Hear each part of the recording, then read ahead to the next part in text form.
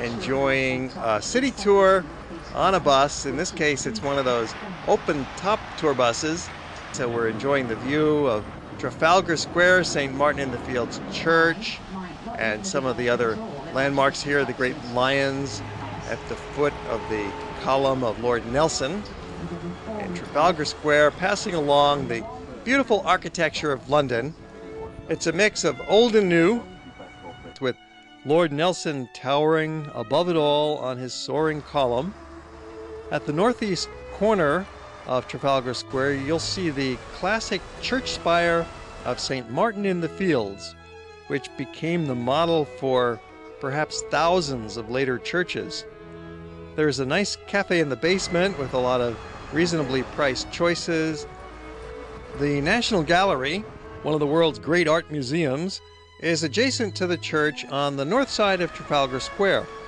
We're doing a big circle tour around the heart of central London. You'll be tired after the busy morning, and the bus tour will enable you to sit down for 2 hours and relax while the sights glide by. Several companies offer similar tours with open-top double-decker buses winding through town in a 2-hour route that shows you a nice overview of the important landmarks. You definitely want to sit upstairs in the open. You can hop off and hop back on later at places that catch your interest, or just stay on board for the whole 2-hour circuit. And passing another palace, it's the Ritz Hotel, one of the most deluxe hotels in the world. It's located right at Green Park along Piccadilly. And we continue along on our bus tour, passing Green Park. Here you can rent a lawn chair if you like, or just take a stroll. Another oasis in the midst of this garden town.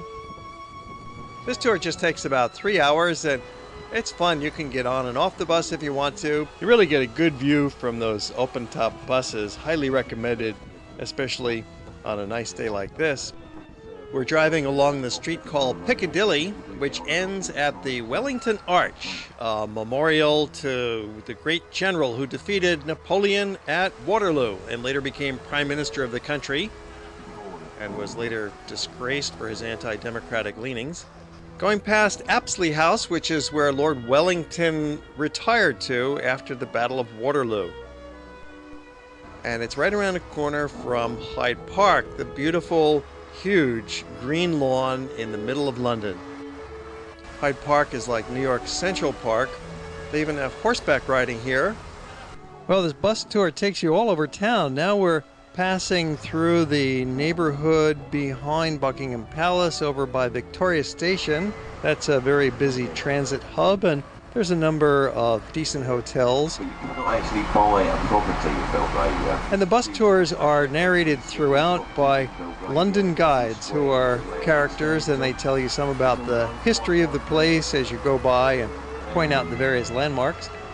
Leaving the Victoria Station neighborhood and taking us into a very upper-class residential district called Belgravia, passing Eaton Square, some multimillionaires living in this part of town. It's a very posh and exclusive enclave. And then we continue along on the other side of the river, passing Lambeth Palace. This is the residence of the head of the Church of England, built in that Tudor style from Henry VIII's time. And then passing the Houses of Parliament, continuing along with our open-top tour bus. Houses of Parliament look like an ancient Gothic structure, but they're actually late 19th century, built in a neo-Gothic style with Big Ben towering above it all. And right next door is Westminster Abbey, a beautiful Gothic church. It was built from 1245, right in the Middle Ages, in this grand Gothic style. And it has a beautiful cloister that goes around a courtyard next to the abbey, a place for meditation and strolling. Passing the Horse Guards. This is over by Whitehall. That covers all the important angles for 3 days in London.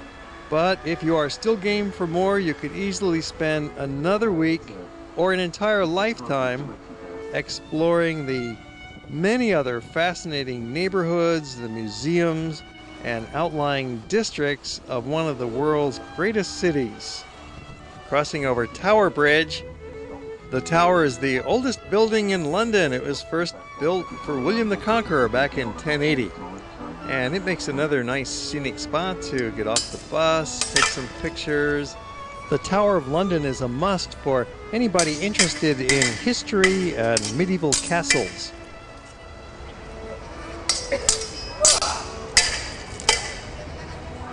Sometimes at the tower, you'll see characters dressed up in costumes doing cultural reenactments, like these sword fighters.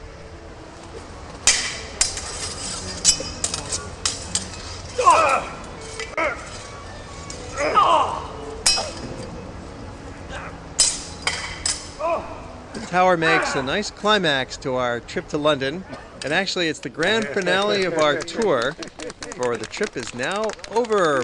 We've been on the road for over 2 weeks now, traveling through Europe by train.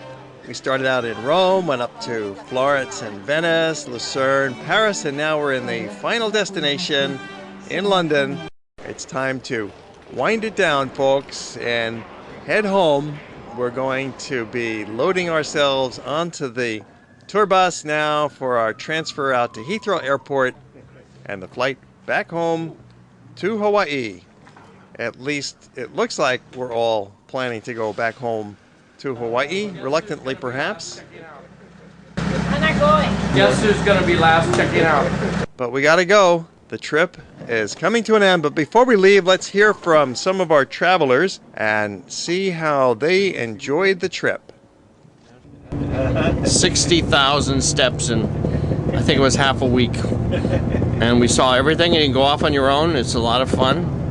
And Dennis has got a good sense of humor, or he's weird, I don't know which. I think it's a sense of humor. Oh, we enjoyed it tremendously. Did a lot of walking, saw a lot of sights, and we enjoyed it very, very much.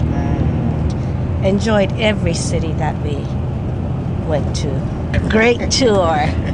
London was lovely. It'll be one of the cities that I come back to. Good job, Dennis. Okay, thanks very much. Excellent, excellent. I like well, for one thing, the train rides were great. They get you there fast, comfortable, and we can, as soon as we hit the ground, we're on the tour.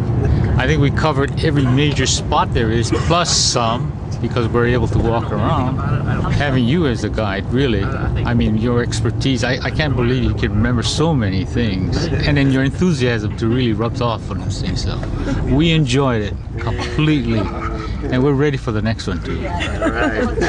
When we first were thinking of the European tour, we were thinking of going through the whirlwind, seeing 100 cities in the one time, and then we thought about your tour. And after taking your tour, I am sold that it's better to just look at or visit few cities, the major cities, and do it thoroughly with the train ride. That was good, and yeah, like Mike said, we thoroughly enjoyed it, and we're looking forward to some more. Thank you. Well, after that, there's not too much left to say except fun and fantastic. We've just seen some of the world's greatest cities, traveling with some wonderful people from Hawaii, and our 18-day trip from Rome to London. These trips are always open to the public, and we photograph them and bring them back to you as more episodes of World Traveler.